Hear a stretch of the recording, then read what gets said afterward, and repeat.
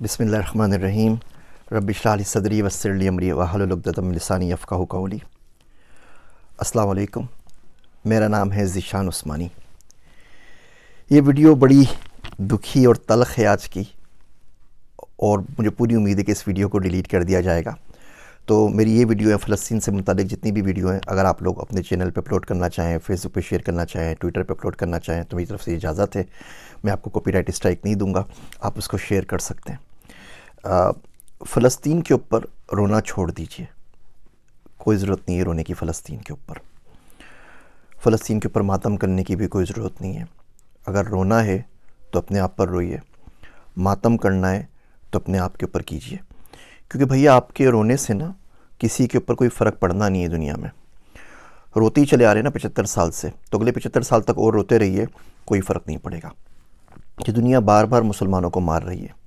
पहले 100-150 साल में मारती थी, अब हर 20-25 साल में मारना शुरू कर दिया। अब तो हर 5 साल में कहीं ना कहीं मुसलमान पिट रहा है, और हम सिवाय रोने के और सिवाय बद्दुआएं देने के और सिवाय दुआएं मांगने के और कुछ नहीं कर पा रहे, और कुछ नहीं करते, और कुछ नहीं कर सकते।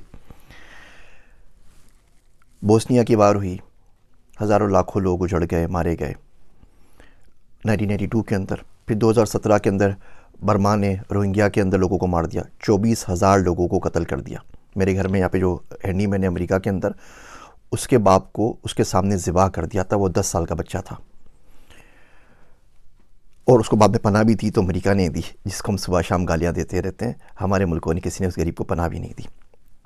और अब ये मसला चला हुआ है फ़लस्तीन का। अरब सब कुछ याद रखता है, तारीख़ सब कुछ याद रखती है, हम लोगों ने पढ़ना छोड़ दिया। तारीख़ याद ज़रूर रखिएगी कि 55 से ज़ायद इस्लामी मुल्क, 1.6 बिलियन से ज़्यादा मुसलमान, 22 से ज़्यादा अरब स्टेट्स, और गज़ा के अंदर पानी की एक बोतल नहीं पहुंचा सके। जब तक बड़े साहब परमिशन ना दें तब तक इजिप्ट अपनी बॉर्डर भी नहीं खोलता एड्स के लिए। बंदे वहाँ से निकल रहे थे, मारे जा रहे थे, उन्होंने अपनी बॉर्डर्स बंद कर दी कि जी हमारे पास नहीं आए, वहीं जाके मरें, जो कुछ करना है, यहाँ पे आने की ज़रूरत नहीं है। सिवाय बातों के, सिवाय लफ्फ़ाज़ी के हमें क्या मिला? लीबिया से क्या मिला? जॉर्डन से क्या मिला? कतर से क्या मिला? सऊदी अरब से क्या मिला? किसी से कुछ नहीं मिला। बोलने की हिम्मत नहीं है हम लोगों के अंदर। अब CNN के ऊपर चले जाइए, जितने इनके एक्स आर्मी चीफ हैं, जितने इनके डिफेंस एनालिस्ट हैं, सबके सब अपनी कहानियाँ गढ़ रहे हैं कि वार यूँ करनी चाहिए, ग्राउंड इन्वेजन ऐसे करना चाहिए, यूँ करेंगे तो इसराइल को नुकसान हो जाएगा, यूँ करेंगे तो फ़ायदा हो जाएगा। सबके सब आके अपने तबसरे कर रहे हैं। पाकिस्तान में आप बताइए ना, किसका आपने बयान सुना है? कोई एक्स चीफ हो जिनका आपने बयान सुना हो, कोई एक्स प्राइम मिनिस्टर हो जिनका बयान सुना हो, कोई एक्स प्रेसिडेंट हो जिनका बयान सुना हो, कोई डिफेंस एनालिस्ट हो जिनका बयान सुना हो? ये सारे के सारे कहाँ चले गए? इस्लामिक फ़ोर्स बनाई थी ना पूरी की पूरी, जिसको हम लोग चेयर कर रहे थे, वो किधर गए इस्लामिक फ़ोर्स? उनका कोई बयान सुना है आपने आज तक? सिवाय छोटी सी लफ्ज़ी के, 1-2 घिसे पिटे बयानात के, हम कुछ नहीं कर पाते, और सामने वाले झूठ पे झूठ बांधे चले जा रहे हैं। मैं आपको कुछ स्टेट से, तो हम लोग डेटा साइंटिस्ट हैं, हमारा काम ही डेटा का काम होता है। पाकिस्तान में तो वो भी नहीं कर सके, बाहर आके कम से कम वो काम करने की इजाज़त है। 23 सालों के अंदर, 2001 से अगर शुरू करते हैं तो 23 सालों के अंदर हमास ने इसराइल के ऊपर कोई 27-28 हज़ार रॉकेट फेंके। अच्छा, जो रॉकेट होते हैं ना, वो मिलिट्री ग्रेड रॉकेट नहीं होते, वो जो यूरिया से घरों में बनाए जाते हैं ना, छोटा सा एम्यूनिशन की, किसी के सर के ऊपर जा लगे तो बंदा मरे, अदरवाइज़ वो ज़ख्मी होगा बेचारा, वो वाले रॉकेट। और मोटर शेल्स 5-6 हज़ार वो फेंके। टोटल किसी भी एस्टीमेट से ये 36,000 से ज़्यादा नहीं है, 35,469 है टू बी एग्जैक्ट। आप 36,000 काउंट कर लीजिए इन 23 सालों के अंदर। आयरन डोम आ गया भाई, आयरन डोम तो 2011 के अंदर आया ना, उससे पहले तो आयरन डोम नहीं था, तो बिल्कुल खुले थे, वो आराम से रॉकेट फायर कर सकते थे। इन 23 सालों में इन 36,000 रॉकेट्स ने 69 बंदों को मारा, 69 बंदों की डेथ हुई। अच्छा, उन 69 बंदों में तो हर इसराइली हर काउंट करते हैं, और आप देख लीजिए ऑनलाइन तमाम लिखा हुआ है। 2 गायें मर गई वो भी लिखा हुआ है, 2 बकरियां मर गई वो भी लिखा हुआ है, 2 बच्चे हलाक हुए वो भी लिखा हुआ है। इसमें भी 4 फ़लस्तीनी थे अपने, वो पता नहीं उस बॉर्डर के उस साइड पे क्या करें। 4 फ़लस्तीनी 69 में शामिल हैं, वो हलाक हुए तो बचे 65। इसके अंदर जो बंदे 65 मरे, उसमें भी 5-6 मुसलमान थे, उनको भी निकाल दीजिए। तो एक्चुअल जो नुकसान हुआ 59-58 बंदों का हुआ। वो लोग वहाँ पर हलाक हो गए। अच्छा, इसका अगर आप एवरेज निकालें तो इसका मतलब ये हुआ 521 रॉकेट जब फायर होते हैं तो एक बंदा मरता है। 69 बंदे मरे, 36,000 रॉकेट फायर हुए हैं, तो 521 रॉकेट फायर होंगे तो एक बंदा मरेगा। अच्छा, ये तो 23 साल की हिस्ट्री चल रही है। उसके बाद क्या हुआ अचानक कि वो बोलते हैं कि जी हमास का एक रॉकेट फायर हुआ और गलती से घूम फिर के वो वापस आके अपने हॉस्पिटल पे गिर गया, हॉस्पिटल की पूरी बिल्डिंग तबाह हो गई और उसमें 500 बंदे एक साथ मर गए। तो ये कैसे हो सकता है कि 521 रॉकेट मिलकर एक बंदा मार रहे थे पिछले 23 सालों के अंदर, और एक रात अचानक एक रॉकेट फायर हुआ और इतना ज़बरदस्त रॉकेट बन गया, वो घर के यूरिया से बना हुआ, कि वो अपनी हॉस्पिटल पे लग गया और उसने 500 लोग मार दिए और हॉस्पिटल की पूरी बिल्डिंग जो है वो तबाह बर्बाद हो गई। और हम लोग ये एजेंडा बाय कर रहे हैं। आप CNN पे जाएं, हर जगह जाएं, बोलते हैं जी बिल्कुल ही इन्होंने अपने बंदों को खुद ही मारा है, ये खुद ही कत्ल हुए हैं और कातिल अपने खुद ही हैं, और हम ये बात मानने को तैयार हैं क्योंकि हम इसके अलावा कुछ कर नहीं सकते। और ये बर्बरियत जो है ये चली जा रही है और हम सिवाय बद्दुआएं मांगने कुछ नहीं कर रहे। दो तरह के पाकिस्तान में लोग हो गए। एक वो लोग हैं जो झोलियाँ भर भर के बद्दुआएं दे रहे हैं। वो शायर कहता है कि कब अश्क बहाने से कटी है शब हिजरा, कब अश्क बहाने से कटी है शब हिजरा, कब कोई बला सिर्फ दुआओं से टली है। ये दुआएं हमने तो मांगी थी अफ़गानिस्तान के लिए भी, फिर क्या हुआ, इराक़ के लिए भी मांगी थी, पाकिस्तान के लिए भी मांगी थी, सबके लिए मांगी थी, फिर क्या हुआ। मेरा दोस्त अब्दुल्ला कहता है कि अगर आज खुदा ना खास्ता भारत के साथ जंग हो गई ना, तो फरिश्ते उनके साथ खड़े होंगे, हमारे साथ नहीं, क्योंकि हमारे आमाल ऐसे नहीं है, हमें मुनाफ़क़त इतनी ज़्यादा बस गई है। तो एक लोग वो जो हैं जो दुआएं और बद्दुआएं मांग रहे हैं और उनसे कुछ नहीं होगा।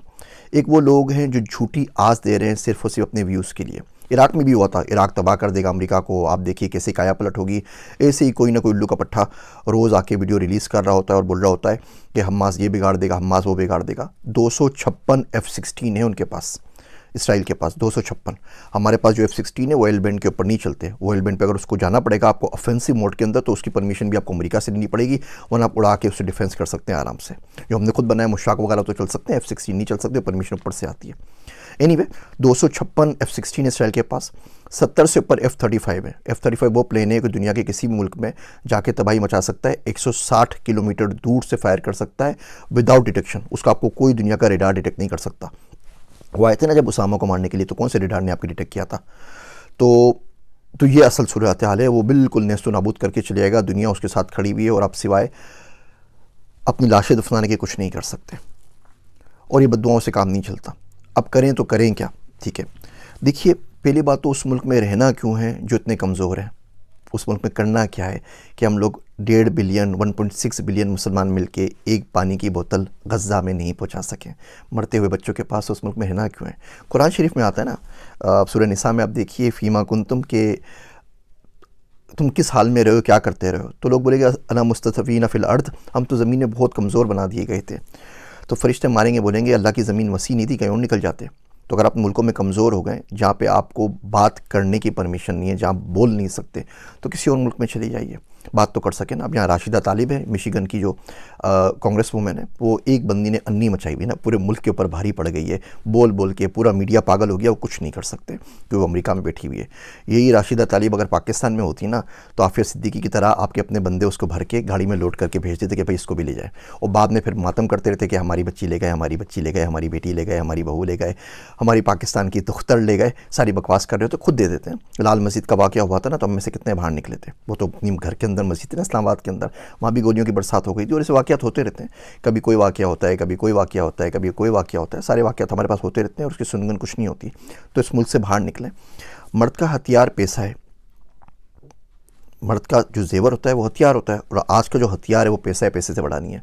तो किसी ऐसे मुल्क में चलिए या कुछ पैसा कमा सकें ना, ताकि किसी की गरीब की डोनेशन कर सकें, किसी की मदद कर सकें, कुछ ना कुछ तो उसके लिए कर सकें। आपके पास पाकिस्तान में फ़लस्तीन के एम्बेसडर मौजूद हैं, जिस मुल्क में वहाँ पे रहते होते हैं, उनसे आगे पूछ लीजिए हाउ वी कैन हेल्प। कोई फ़लस्तीन का बंदा होगा, कोई रेस्टोरेंट होगा, आप पूछ लीजिए मेट भेजना तो मैं किस तरह एड कर सकता हूँ। पढ़ना शुरू करें, देखना शुरू करें, सुनना शुरू करें, क्योंकि ये जो लोग आज चुप सादे बैठे हुए हैं, कल यही आपके पास आएंगे, मैं क्या लफ्ज़ यूज़ करूँ इन लोगों के लिए, और आके आपसे वोट की भीख मांगेंगे इस्लाम के नाम के ऊपर। कौन सा इस्लाम है भैया और कहाँ का इस्लाम है। पैसा एक दीन बचा है, IMF खुदा है दुनिया का, हम उसको फॉलो कर रहे होते हैं। ये मुनाफिकत की बातें बिल्कुल भी नहीं करनी चाहिए। मुल्क से बाहर आइए, पढ़िए, पढ़ने से रिस्क कमाइए, पैसा हासिल कीजिए, रिसोर्सेज हासिल कीजिए। ये राशिद तालिब एक है ना, अगर ये 100 होती ना अमेरिका के अंदर, तो आज ये सूरत हाल नहीं होती। हम अपने बच्चों को क्यों नहीं भेजते हुकूमतों के अंदर, हम अपने बच्चों को इलेक्शन क्यों नहीं लड़ाते उन पावरफुल मुल्कों के अंदर जिनकी कहने से कुछ हो जाता है। हम अपने बच्चों को वो तमाम चीज़ें, नई चीज़ें, टेक्नोलॉजी क्यों नहीं सिखाते। पाकिस्तान का मैं आपको हाल बताऊँ, तलमूद इसराइल की किताब है। मैंने किसी ज़माने के अंदर वो इसराइली ज़ुबान सीखने की बड़ी कोशिश की थी, कुछ किताबें वगैरह मंगवाई थी, तो एक्सपीरियंस हुआ। तो पता चला कि तलमूद जो इसराइलियों की जो मजहबी किताबें मुझे पढ़ने का शौक़ था, पाकिस्तान मंगवाई जाए, वो अरबी के अंदर शायर हुई थी कतर से। वो किताबें मंगवाई, कुछ और किताबें मंगवाई, वो छित्तर पार्क में मुफ्ती सईद साहब की लाइब्रेरी है, वहाँ पे मौजूद है, आप लोग जाके पढ़ सकते हैं। तो जब वहाँ पर इस्लामाबाद एयरपोर्ट के ऊपर आई तो उन्होंने कस्टम वालों ने रोक ली। तो उन्होंने कहा ये कौन सी किताबें मंगवा रहे हैं आप, ये तो इसराइल की किताबें हैं, ये तो फ़लाँ किताब है, ये तो फ़लाँ किताब है। उनको बोलता रहा भैया किताबें हैं, पढ़ने के लिए मंगवा रहे हैं, रिसर्च के लिए। खैर उन्होंने 4 दिन तक वो रोक के रखा। फेसबुक पे जाके लिखा, लिंक्डइन पे जाके लिखा, कोई अल्लाह का बंदा मदद कर दे, मेरी किताबें छुड़वा दे, मुझे पढ़नी है, रिसर्च करनी है। अलगर्ज़ वहाँ पे गया, 7,69,000 रुपये उनकी फ़ीस भरी, चालान भरी, पता नहीं कौन कौन सी फ़ीस थी, रिश्वत थी, ये भी नहीं पूछा। वो किताबें छुड़वा के लेकर आया और छत्तर पार्क में मुफ्ती सईद साहब की लाइब्रेरी में रखवा दी कि कोई बंदा अगर पढ़ना चाहे तो पढ़ लीजिए। इसी तरीके से एक दफ़े किताब मंगवाई, उसमें इसराइल का नक्शा था, तो हमारे कस्टम हुकाम ने उसको रोक लिया। बोला नहीं नहीं ये किताब तो नहीं, आप किस चक्करों में लगे हुए। मैं कहा यार भैया पढ़ रहा हूँ, मुल्क के बारे में जानना चाहता हूँ, जा तो सकता नहीं पाकिस्तानी पासपोर्ट के ऊपर, कम से कम समझने तो दो, पढ़ने भी दो। वो परमिशन नहीं मिली। इवन इंडिया से कुछ किताबें मंगवाई, वो आज तक नहीं मिल सकी, कस्टम्स ने रोक ली। या अमेरिका में मिल जाती। ये देखिए ये नक्शा लगा हुआ है इंडिया का, ये पुराना नक्शा लगा हुआ है। मैं जा रहा था कि किस तरीके से इंडिया को पढ़ूँ, इंडिया का मुझे बड़ा शौक़ है और बड़ी ख्वाहिश है जाके विज़िट भी करूँ। वहाँ से इन्विटेशंस भी आए हुए हैं टॉक के लिए और बातचीत करने के लिए। उनके बोर्ड ने रब्ता भी किया था कि आप हमारे बच्चों के लिए 5वीं क्लास की बुक लिख दीजिए। मैं कहा भैया लिख तो दूंगा AI के ऊपर बुक, लेकिन उसके बाद पाकिस्तान नहीं जा सकूँगा, मार डालेंगे, तो बहुत बहुत माजरत। तो ये नक्शा पाकिस्तान नहीं आ सका। बहुत कोशिश की, बहुत ट्राई की कि आ जाए। कस्टम ने बोला कि आप किन चक्करों में लगे हुए भैया, पागल हैं क्या, उठाए जाएंगे, क्या कर रहे हैं।